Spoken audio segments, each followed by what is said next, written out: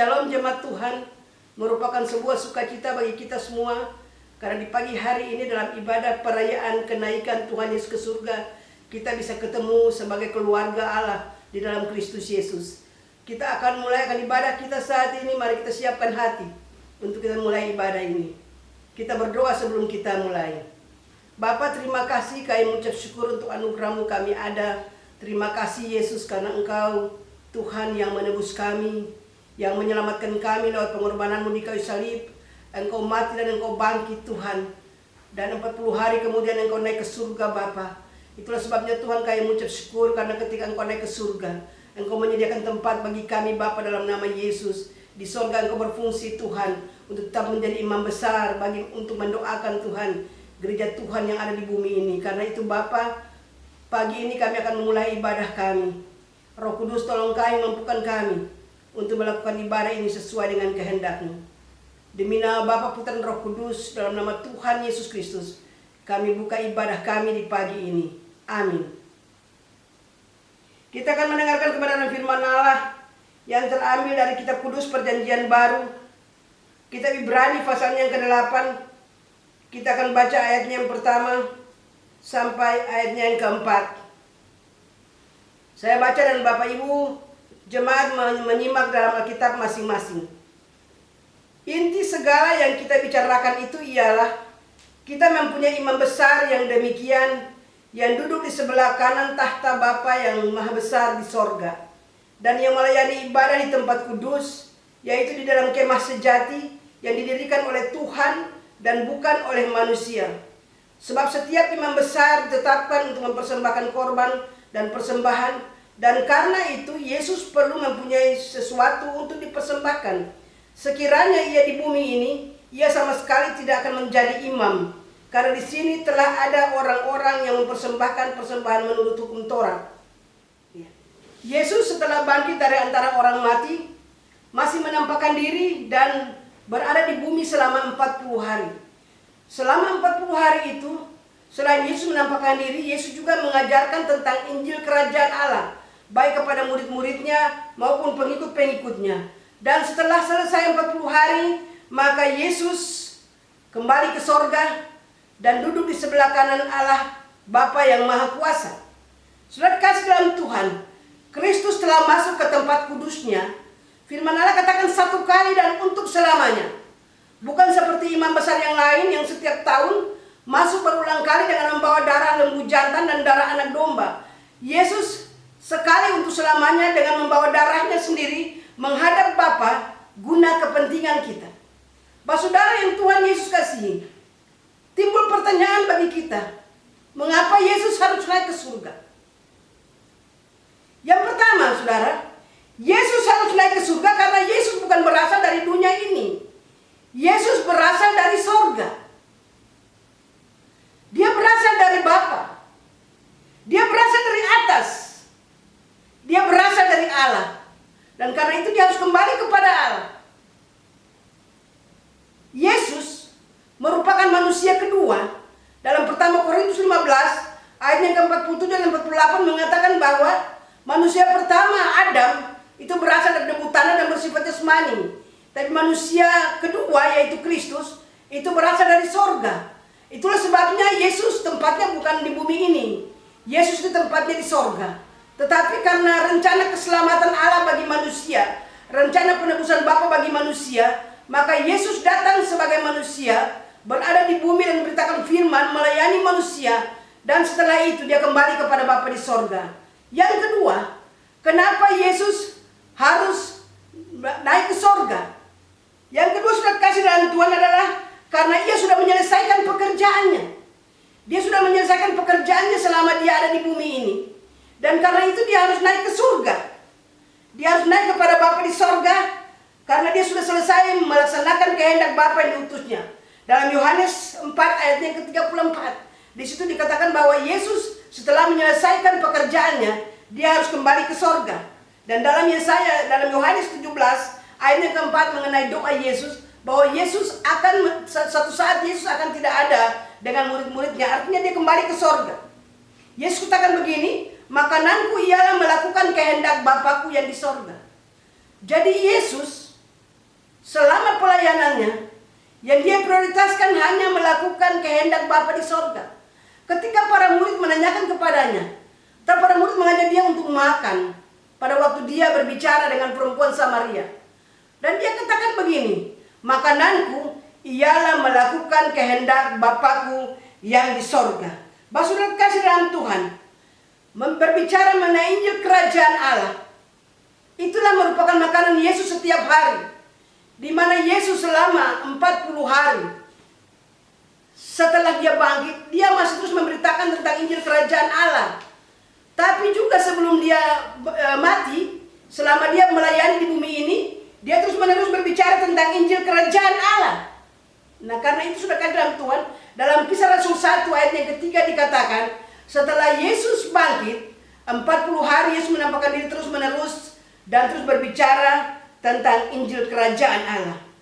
Nah, Yesus telah bangkit dan Yesus harus naik ke sorga.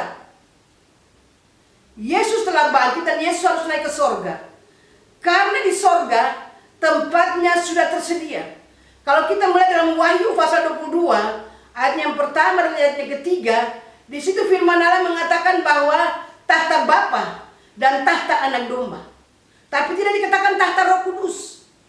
Hanya tahta Bapa dan tahta Anak Domba. Artinya tahta Anak Domba itu sudah tersedia. Nah, karena itu Yesus harus naik ke sorga. Karena dia harus ada bersama-sama dengan Bapa. Yang ketiga, Yesus harus naik ke surga supaya Roh Kudus diutus untuk membantu gereja Tuhan, untuk membantu orang percaya, untuk membantu murid-murid Tuhan, untuk melakukan segala tugas dan tanggung jawab yang dipercayakan kepada kita. Kita percaya bahwa Roh Kudus adalah roh kebenaran. Roh Kudus akan menolong orang percaya supaya hidup kita bergantung penuh kepada firman Allah dan kuasa Roh Kudus. Karena Roh Kudus yang akan bersaksi, menindaklanjuti apa yang Yesus telah lakukan. Roh Kudus akan bersaksi tentang Kristus kepada dunia ini, dan juga orang percaya diberikan kekuatan oleh Roh Kudus untuk bisa bersaksi kepada dunia ini sesuai dengan firman Tuhan dalam Matius pasal 28 ayat 18 sampai 20. Pergilah kamu jadikan semua bangsa muridku dan baptislah mereka dalam nama Bapa, Anak, dan Roh Kudus, dan ajarlah mereka melakukan segala sesuatu yang kuajarkan kepadamu. Nah, firman Tuhan ini sudah kasih dalam Tuhan, gereja Tuhan harus lakukan, tetapi pastikan bahwa kita mendapat kekuatan dari Roh Kudus untuk menyelesaikan tugas ini. Roh Kudus akan menginsyafkan dunia akan kebenaran, dosa, dan penghakiman. Itulah sebabnya ketika kita jatuh dalam dosa, Roh Kudus mengingatkan kita, orang percaya, untuk kembali kepada Tuhan, untuk kembali kepada Tuhan dan hidup dalam anugerahnya.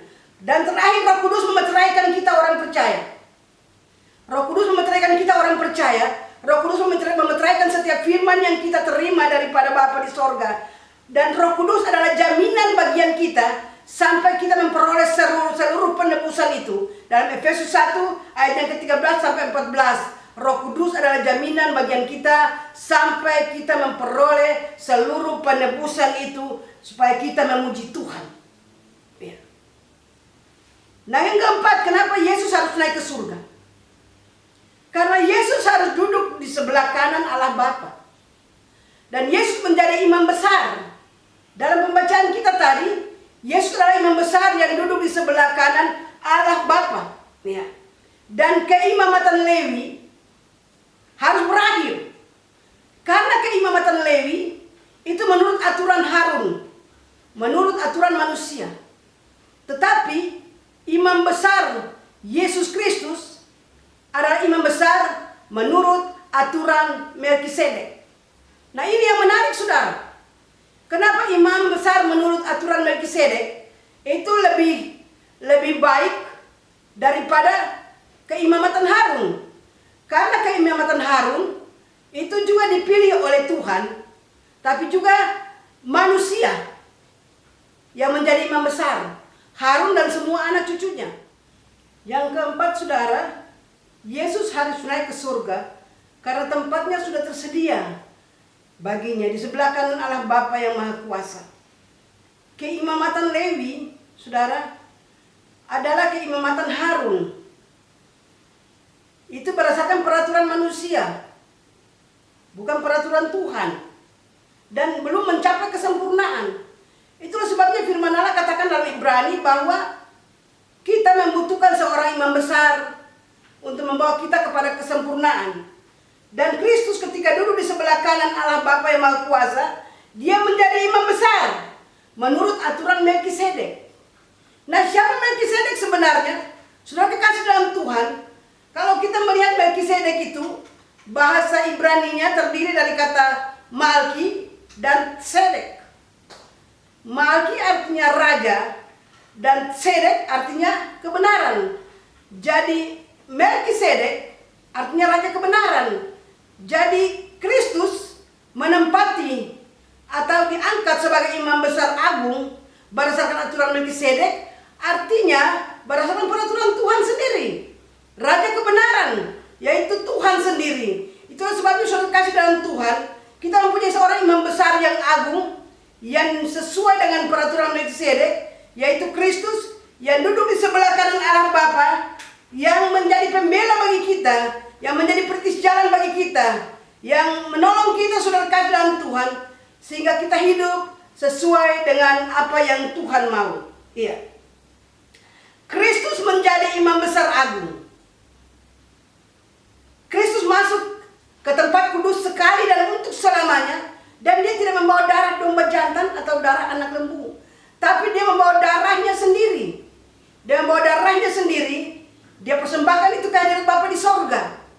Dan dia membuka jalan bagi kita untuk kita bisa masuk ke sorga, bertemu dengan Bapa di sorga. Nah, dan dia ditentukan untuk menjadi imam sampai selama-lamanya. Keimamatannya itu kekal, abadi, bukan seperti imamat orang Lewi yang didasarkan atas peraturan manusia. Tetapi keimamatan Kristus adalah sesuai dengan peraturan Tuhan sendiri, berdasarkan peraturan Melkisedek. Nah, saudara kekasih dalam Tuhan, poin berikut yang akan kita bahas adalah sebagai imam besar Kristus duduk sebelah kanan Allah Bapa. Apa yang Kristus buat untuk gereja Tuhan? Apa yang Kristus telah buat untuk gereja Tuhan di tahta Bapa? Yang pertama, dia menjadi pengantara atau mediator antara manusia berdosa dengan Bapa. Artinya dia mendamaikan kita dengan Bapa di sorga. Dia mendamaikan kita dengan Bapa di sorga. Nah, dia ada di sana sebagai imam besar, menjadi pengantara, menjadi orang yang suka berdoa. Dia terus berdoa kepada Bapa di sorga. Dia terus bersyafaat kepada Bapa di sorga untuk mendamaikan kita orang berdosa dengan Bapa di sorga. Iya. Jadi sudah kasih dalam Tuhan, kalau kita baca dalam Yohanes 17, di situ mengenai doa Yesus. Yesus berdoa untuk kita selama dia ada di bumi ini, tapi juga selama ada di sorga dia berdoa untuk kita. Antara lain, dia berdoa untuk orang-orang yang akan bertobat, yang akan mengenal Kristus dari pemberitaan kita. Dalam Yohanes pasal 17 ayatnya yang ke-11 dan ayatnya ke-20, di situ Yesus berdoa begini, bukan kepada mereka ini saja aku berdoa, tetapi kepada orang-orang yang akan bertobat sesuai dengan pemberitaan mereka. Artinya saudara kasih dalam Tuhan, pastikan Yesus punya standar untuk orang-orang yang akan datang kepada dia, orang-orang yang percaya kepadanya. Nah, karena itu dia bilang, dia katakan bahwa bukan kepada mereka ini saja, kepada murid-murid dia berdoa, tetapi juga kepada orang-orang yang percaya kepadanya sesuai dengan pemberitaan murid-murid, sesuai dengan pemberitaan orang percaya. Nah, itu yang Yesus mau saudara kasih dalam Tuhan. Yang kedua, poin yang kedua, Yesus sebagai imam besar agung, apa yang dia kerjakan untuk gereja Tuhan? Sebagai poin yang kedua, saudara, dia menjadi perintis. Dia menjadi perintis atau pembuka jalan bagi orang percaya, bagi kita, bagi gereja Tuhan untuk ada bersama-sama dengan Bapa. Jadi dia menjadi perintis atau pembuka jalan untuk kita bisa bertemu dengan Bapa. Dalam Yohanes 14 ayat yang ke-6 dia katakan begini, akulah jalan, kebenaran, dan hidup. Jadi kita bisa bertemu dengan Bapa melalui jalan itu, yaitu Yesus.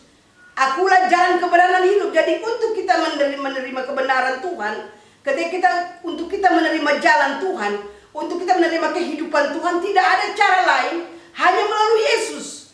Nah karena itu saudara, dia menjadi pembuka jalan atau perintis bagi kita orang percaya. Dalam Ibrani 10 ayatnya ke-19 dikatakan, oleh darah Yesus kita beroleh keberanian untuk masuk ke tempat kudusnya Tuhan. Dan seterusnya. Jadi sudah kasih dalam Tuhan, Yesus menjadi perintis jalan, membuka jalan bagi kita ketika dia ada sebagai imam besar, duduk di sebelah kanan Bapa di sorga. Yang ketiga saudara, dia menjadi pembela bagi kita. Dalam Roma pasal 8 ayat ke-34, Yesus menjadi pembela bagi kita. Nah ketika Yesus menjadi pembela bagi kita saudara, ada dakwaan-dakwaan dari iblis. Yesus yang akan membela kita, Yesus yang akan menolong kita, Yesus yang akan membenarkan kita. Yesus membela kita. Dia pembela satu-satunya dalam kehidupan orang percaya. Yang keempat saudara, untuk apa Yesus ada di sebelah kanan Bapa sebagai imam besar? Untuk dia menghancurkan setiap musuh-musuh Tuhan di bawah kakinya. Jadi Yesus dari sejak perjanjian lama, Daud sudah bernubuat sampai pun dalam perjanjian baru bahwa Kristus akan menghancurkan, akan menginjak-injak musuh-musuh Tuhan di bawah telapak kakinya. Saudara kasih dalam Tuhan, saudara jemaat yang diberkati Tuhan, kita percaya bahwa Bapa mengutus Yesus. Bapa mengutus Yesus. Dan karena itu Yesus juga mengutus kita. Ya. Dalam doanya dalam Yohanes 17 ayat 4, Yesus katakan begini, aku telah memberikan mereka firman-Mu Tuhan. Aku telah memberikan firman-Mu Bapa kepada mereka, dan dunia membenci mereka karena mereka bukan dari dunia ini, sama seperti aku bukan dari dunia ini. Jadi Yesus mengatakan bahwa Yesus bukan dari dunia ini. Nah kita juga gereja Tuhan bukan dari dunia ini, karena Yesus telah memilih kita. Yesus telah memilih kita. Bapa telah memilih kita sebelum dunia dijadikan, kata Efesus 1. Allah memilih kita sebelum dunia dijadikan supaya kita kudus dan tak bercacat di hadapannya. Nah karena itu sudah kekasih dalam Tuhan, doa Yesus kepada Bapa juga, aku telah memberikan firman-Mu kepada mereka, dan dunia membenci mereka karena mereka bukan dari dunia ini, sama seperti aku bukan dari dunia ini. Dan Yesus katakan untuk murid-murid, sekiranya kamu dari dunia ini, kamu akan dikasihi oleh dunia ini sebagai miliknya. Tetapi karena kamu bukan dari dunia ini, melainkan aku telah memilih kamu dari dunia, sebab itulah dunia membenci kamu. Yohanes 15 ayatnya yang ke-19. Bapak saudara kekasih dalam Tuhan, Yesus menjadi pembuka jalan bagi orang percaya. Yesus memberitakan firman Allah kepada dunia ini. Dan karena itu Yesus mau kita juga memberitakan firman Allah kepada dunia ini. Karena Yesus yang memilih kita. Bapa mengutus Yesus dan Yesus mengutus kita, orang percaya gereja Tuhan. Dan karena itu Yesus mau kita terus memberitakan firman, sehingga orang yang belum percaya menjadi percaya dan datang kepada Yesus. Sehingga dunia boleh melihat bahwa hanya Yesus satu-satunya keselamatan bagi kita. Yesus satu-satunya juru selamat bagi kita. Saudara jemaat yang Tuhan Yesus kasihi, Yesus tidak berasal dari dunia. Sama dengan kita orang percaya gereja Tuhan juga tidak berasal dari dunia. Itulah sebabnya doa Yesus kepada Bapa dalam Yohanes 17, Yesus katakan, aku telah memberikan firman-Mu kepada mereka dan dunia membenci mereka karena mereka bukan dari dunia, sama seperti aku bukan dari dunia. Dan Yesus juga mengatakan kepada para murid hal yang sama. Saudara kasih dalam Tuhan, kata Yesus, sekiranya kamu berasal dari dunia ini, tentu dunia ini mengasihi kamu sebagai miliknya.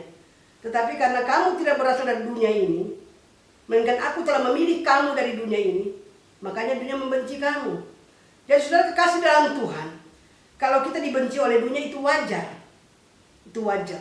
Tetapi Tuhan mau kita tetap mengasihi dunia ini dan memberitakan firman-Nya untuk mereka, sehingga mereka juga menjadi satu, sama seperti apa yang dirindukan oleh Kristus. Kita semua menjadi satu.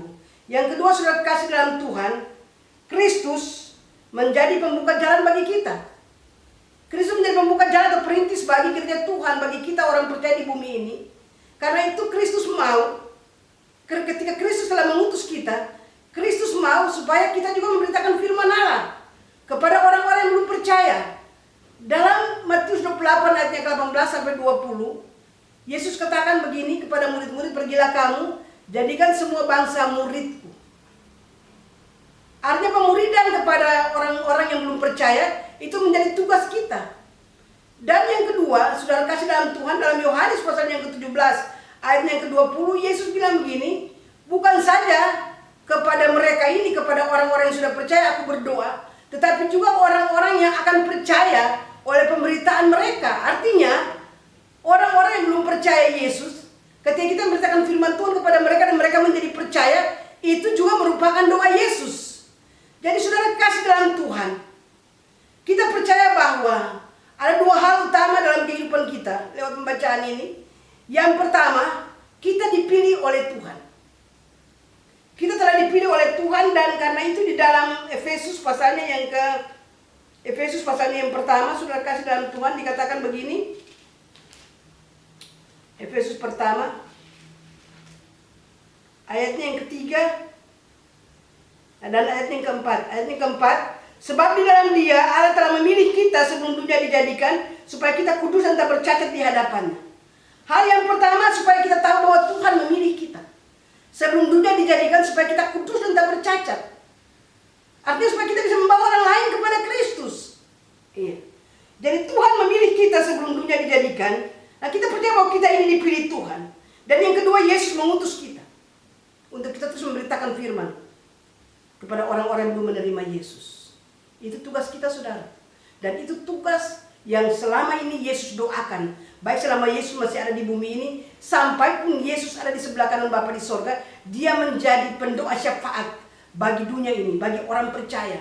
Dia yang terus mendamaikan setiap orang percaya kepada Bapa di sorga. Nah, karena itu ada begitu banyak orang yang bertobat dan datang kepada Kristus melalui segala macam persoalan, ancaman, momen apapun, saudara kasih dalam Tuhan. Nah, saya percaya melalui virus corona ini ada begitu banyak bangsa, itu begitu banyak orang yang bertobat, saudara. Nah, itu merupakan doa Yesus selama Yesus ada di sebelah kanan Bapa di sorga. Dia berdoa untuk orang-orang yang belum percaya, supaya mereka percaya dan mereka menerima Yesus. Karena itu target Tuhan, itu target Tuhan, itu standar Tuhan bagi orang-orang, bagi dunia ini, supaya terus percaya kepada Tuhan. Tuhan Yesus memberkati kita. Amin. Jemaat, kita berdoa. Kami mengucap syukur dan berterima kasih untuk firman-Mu, Tuhan.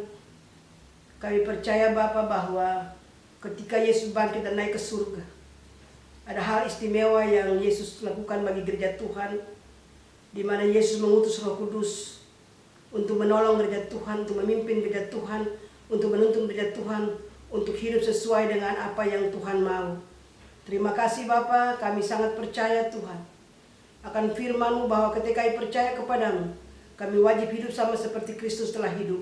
Karena itu Roh Kudus tolong kami, mampukan kami untuk hidup seperti Kristus telah hidup di dalam nama Yesus.